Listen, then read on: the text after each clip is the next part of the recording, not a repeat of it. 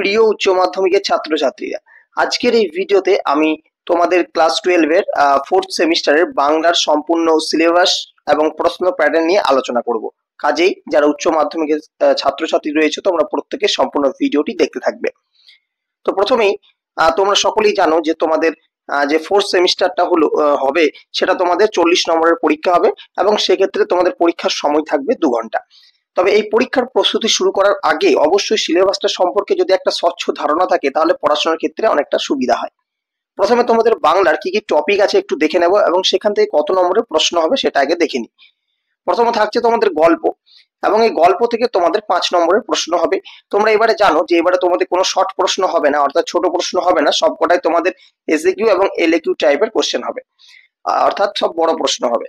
সেক্ষেত্রে দেখে নাও কত নম্বর করতে হবে। কবিতা থেকে তোমাদের 5 নম্বর আসবে, নাটক থেকে তোমাদেরকে 5 নম্বরের করতে হবে, পূর্ণাঙ্গ সহায়ক গ্রন্থ এখান থেকে তোমাদের 10 নম্বর আসবে, বাংলা শিল্প সাহিত্য ও সংস্কৃতির ইতিহাস এখান থেকে 5 নম্বরের আসবে এবং প্রবন্ধ রচনা রয়েছে এবারে সেখান থেকে আসবে 10 নম্বর। তো এটা ছিল তোমাদের মার্কস ডিস্ট্রিবিউশন, অর্থাৎ কোন জায়গা থেকে কোন টপিক থেকে কত নম্বরের প্রশ্ন তোমাদের আসতে পারে। এবার আমরা দেখবো যে বাংলার এইবারে যে সিলেবাস সেটাতে কি কি আছে। প্রথমেই তোমাদের রয়েছে দুটি গল্প। প্রথম গল্প রয়েছে মানিক বন্দ্যোপাধ্যায়ের লেখা হলুদ পোড়া। 2 নম্বর গল্প রয়েছে মহাশ্বেতা দেবীর লেখা রং নাম্বার। এরপর দেখো কবিতা কি কি আছে। কবিতা 4th সেমিস্টারে রয়েছে তোমাদের মোট 3টি। প্রথম রবীন্দ্রনাথ ঠাকুরের লেখা প্রার্থনা, দ্বিতীয় জীবনানন্দ দাশের লেখা তিমির হননের গান, তৃতীয় সুভাষ মুখোপাধ্যায়ের লেখা কেন এলো না। এরপর রয়েছে তোমাদের একটা নাটক অজিতেশ বন্দ্যোপাধ্যায়ের লেখা নানা রঙের তীর, পূর্ণাঙ্গ সহায়ক গ্রন্থ। এখানে তোমাদের একটাই রয়েছে রবীন্দ্রনাথ ঠাকুরের লেখা ডাকঘর। বাংলা শিল্প সাহিত্য সংস্কৃতির ইতিহাস এখান থেকে তোমাদের পর্ব 5 এবং পর্ব 6 রয়েছে, আগের গুলো তোমরা আগের সেমিস্টারে পড়েছো। তো এখানে বাংলা চিত্রকলার ইতিহাস সংক্ষিপ্ত রূপরেখা, আর পর্ব 6 আছে বাঙালির চলচ্চিত্রের ইতিহাস সংক্ষিপ্ত রূপরেখা। এরপর তোমাদের থাকছে প্রবন্ধ।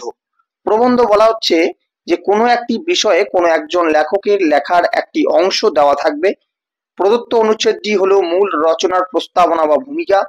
এই প্রস্তাবনা বা ভূমিকাটিকে অবলম্বন করে পরীক্ষার্থী বিষয়বস্তুর গভীরে প্রবেশ করবে এবং পরিণতি দান করবে। এছাড়াও তোমাদের এর সাথে আরো একটা অথবা থাকবে, যে একটা প্রশ্নে কোনো একটা বিষয়ে নানা ধরনের সূত্র তথ্য দেওয়া থাকবে, সেগুলোকে ব্যবহার করে পরীক্ষার্থীর রচনাটি করে তুলবে। এটা ছিল তোমাদের সম্পূর্ণ সিলেবাস। এবার বিষয়টিকে আমি তোমাদের বুঝিয়ে বলি কোন অধ্যায় থেকে কত নম্বর আসবে। এই জায়গাটা কিন্তু তোমাদের মূল। তো সুতরাং ভালো করে মনোযোগ সহকারে ভিডিওটা দেখো। যারা আমাদের চ্যানেলে নতুন অবশ্যই চ্যানেলটিকে সাবস্ক্রাইব করবে, ভিডিওটি ভালো লেগে থাকলে অবশ্যই লাইক করবে। তো প্রথমে তোমাদের গল্প থেকে আমি বললাম 5 নম্বর আসবে। তো তোমাদের এবার প্রশ্ন প্যাটার্নটা বুঝবে। গল্প আছে 2টি, তো তোমাদের 2টি গল্প থেকে একটা করে মোট 2টি প্রশ্ন দেওয়া হবে। ঠিক আছে, 2টি 5 নম্বরের প্রশ্ন দেওয়া হবে এবং সেই 2টির মধ্য থেকে তোমাকে যে কোনো একটা প্রশ্নের উত্তর দিতে হবে। নম্বর থাকবে 5, অর্থাৎ একটা প্রশ্নে 5 নম্বর থাকতে পারে। এবার এটা 2+3 থাকতে পারে, 3+2 থাকতে পারে, অথবা সম্পূর্ণ 5 নম্বরেরও তোমাদের প্রশ্ন থাকতে পারে।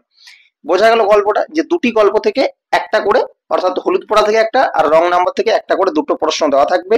সেখান থেকে তোমাকে যে কোনো একটা প্রশ্ন করতে হবে। এরপর দেখো কবিতা। কবিতা থাকছে তোমাদের 3টি। তো এবার 3টি কবিতা থেকে তোমাদের যে কোনো এই যে 3টি কবিতা রয়েছে তার মধ্যে তোমাদের যে কোনো 2টি কবিতা থেকে মোট 2টি প্রশ্ন থাকবে। বোঝা গেল? হতে পারে প্রার্থনা তিমির হননের গান থেকে দিল, অথবা তিমির হননের গান আর কেন এলো না এখান থেকে দিল। যে কোনো 2টো কবিতা থেকে তোমাদের মোট 2টি প্রশ্ন দেওয়া হবে এবং সেই 2টির প্রশ্ন থেকে তোমাকে যে কোনো একটা প্রশ্নের উত্তর দিতে হবে। নম্বর থাকবে 5। আশা করি বোঝা গেল। এবার রয়েছে নাটক। নাটক থেকে তোমাদের 5 নম্বর আসবে। তো এক্ষেত্রে যে কোনো তোমাদের 2টি প্রশ্ন দেওয়া হবে এবং সেই 2টি প্রশ্ন থেকে তোমাদেরকে যে কোনো একটা করতে হবে। নম্বর থাকবে এক্ষেত্রে 5। এবার আমরা যাব পূর্ণাঙ্গ সহায়ক গ্রন্থ রবীন্দ্রনাথ ঠাকুরের লেখা ডাকঘর। এখান থেকে তোমাদের 10 নম্বরের আসবে। তো এক্ষেত্রে তোমাদের পূর্ণাঙ্গ সহায়ক গ্রন্থ থেকে তোমাদের মোট 4টি প্রশ্ন দেওয়া থাকবে, মোট 4টি, এবং সেই 4টি প্রশ্ন থেকে তোমাকে যে কোনো 2টি প্রশ্নের উত্তর দিতে হবে এবং প্রত্যেকটা নম্বর থাকবে 5 করে। মোট 2টি প্রশ্ন থাকবে, 5 × 2 = 10। বোঝা গেল আশা করি। যে এইখান থেকে তোমাদের 4টি প্রশ্ন দেওয়া থাকবে, তার মধ্যে যে কোনো দুটো তোমাকে করতে হবে।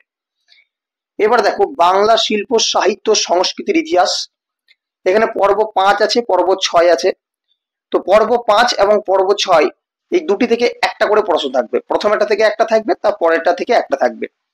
এই দুটির মধ্যে তুমি যে কোনো একটা লিখবে, তোমাকে যে কোনো একটা লিখতে হবে এবং তার জন্য নম্বর থাকবে 5, মোট থাকছে 5 নম্বর এই অংশ থেকে, বাংলা শিল্প সাহিত্য সংস্কৃতির ইতিহাস থেকে। আশা করি বোঝা গেল যে দুটো থেকে দুটো প্রশ্ন থাকবে, তার মধ্যে যে কোনো একটা উত্তর তোমাকে লিখতে হবে। এবার দেখো প্রবন্ধ রচনা, প্রবন্ধ রচনা তোমাদের একটাই লিখতে হবে, তোমাদের দুটো দেওয়া থাকবে, দুটো প্রবন্ধ রচনা দেওয়া থাকবে, তার মধ্যে তোমাদেরকে যে কোনো একটা লিখতে হবে এবং নম্বর থাকবে সম্পূর্ণ 10, তাহলে মোট হচ্ছে 10 একে 10 নম্বর এই অংশ থেকে। এবার প্রবন্ধ রচনা কেমন ধরনের হবে, তোমরা যখন একাদশ শ্রেণী 3য় সেমিস্টারে পড়েছিলে তখনই তোমরা বুঝতে পেরেছো যে প্রবন্ধ রচনা কেমন ধরনের হবে। ঠিক তেমনটাই হবে, তোমাকে কোন একটা বিষয়ের ওপর কোন একজন লেখকের যে লেখার একটা অংশ সেটা দেওয়া থাকবে, তোমাকে সেই বিষয়টাকে বুঝে তার গভীরে প্রবেশ করে তোমাকে সেটাকে লিখতে হবে, সম্পূর্ণভাবে লিখতে হবে বিষয়টিকে। আরেক ধরনের প্রশ্ন থাকবে যেখানে তোমাকে নানান ধরনের সূত্র এবং তথ্য অর্থাৎ হিন্টস যাকে আমরা বলি সেগুলো দেওয়া থাকবে। তো সেই সূত্র এবং তথ্য ধরে অর্থাৎ পয়েন্টগুলোকে ধরে তোমাকে একটা রচনা সম্পূর্ণভাবে করতে হবে। এই অংশটা তোমরা কিন্তু অনায়াসে কমন পেয়ে যাবে, কোনো চাপের কিছু নেই। এবার বাংলা সিলেবাসটা তোমরা বুঝে গেলে, তোমরা প্রশ্ন প্যাটার্নও বুঝে গেলে, এবার তোমরা সুন্দরভাবে প্রত্যেকটা অধ্যায় ধরে ধরে পড়াশোনা শুরু করতে পারো। পুজো পেরোলেই কিন্তু তোমরা অবশ্যই জোর কদমে পড়াশোনা শুরু করবে, কারণ তোমাদের হাতে সময় অনেকই কম থাকছে 4th সেমিস্টারের জন্য। সুতরাং তোমাদেরকে এবারে জোর দিয়ে ভালো করে পড়তে হবে। সিলেবাসটা অনেকটাই বড় আছে, তার মধ্যে অনেকটাই প্রস্তুতি তোমাদেরকে নিতে হবে, সুতরাং জোর কদমে এগিয়ে চলো। তো ভিডিওটি ভালো লাগলে অবশ্যই লাইক করো, বন্ধুদের মধ্যে শেয়ার করো এবং চ্যানেলটিকে পারলে সাবস্ক্রাইব করে নাও।